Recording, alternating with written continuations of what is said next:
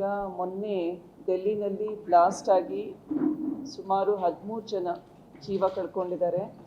ಆಮೇಲೆ ಈ ಒಂದು ಟೆರರಿಸ್ಟ್ ಆ್ಯಕ್ಟಿವಿಟಿನ ಅದನ್ನು ಕೂಡ ಕರೆಕ್ಟಾಗಿ ಯಾರ್ಯಾರು ಇನ್ವಾಲ್ವ್ ಆಗಿದ್ದಾರೆ ಅವ್ರ ಮೇಲೆ ಆ್ಯಕ್ಷನ್ ತೊಗೊತೀವಿ ಅಂತ ಪ್ರಧಾನಮಂತ್ರಿಗಳು, ಗೃಹ ಮಂತ್ರಿಗಳು ಕೂಡ ಹೇಳ್ತಾ ಇದ್ದಾರೆ.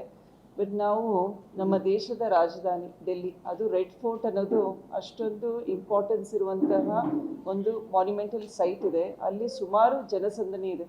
ನಾನು ಕೂಡ ಡೆಲ್ಲಿಗೆ ಹೋದಾಗ 1 ತಿಂಗಳ ಕೆಳಗೆ ಅಲ್ಲಿ ದೇವಸ್ಥಾನಕ್ಕೆ ಹೋಗಿ ಬಂದಿದ್ದೀನಿ, ಗೌರಿಶಂಕರ್ ದೇವಸ್ಥಾನಕ್ಕೆ.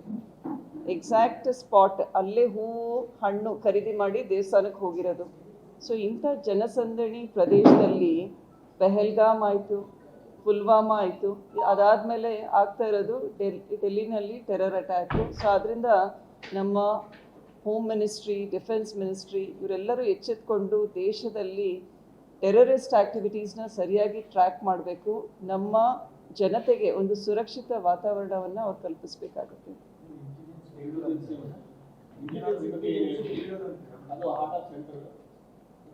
ಅಲ್ಲ, ನಿಮಗೇನು ಅನ್ಸುತ್ತೆ?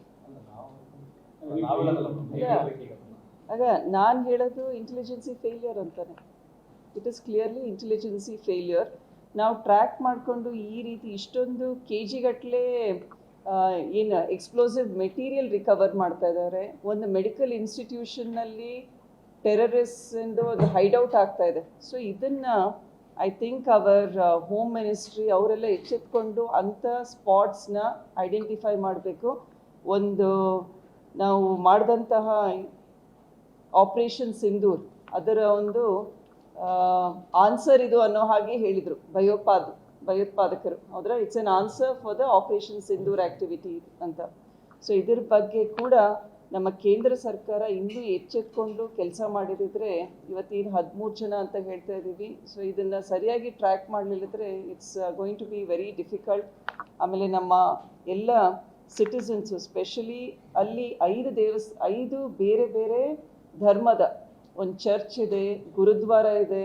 ನಾನು ಅದನ್ನ ನೋಡಿ ಚಾಂದ್ನಿ ಚೌಕ್ನಲ್ಲಿ ಅದನ್ನ ನೋಡೇ ಖುಷಿ ಆಯಿತು ಗೌರಿಶಂಕರ್ ದೇವಸ್ಥಾನಕ್ಕೆ ಹೋದಾಗ. ಸೊ ಈ ರೀತಿ ಒಂದು ನ್ಯಾಷನಲ್ ಇಂಟಿಗ್ರೇಷನ್ ಅಂತ ನಾವೇನು ಹೇಳ್ತೀವಲ್ಲ, ಅದರದ್ದು ಒಂದು ಎಕ್ಸಾಂಪಲ್ ಇತ್ತು.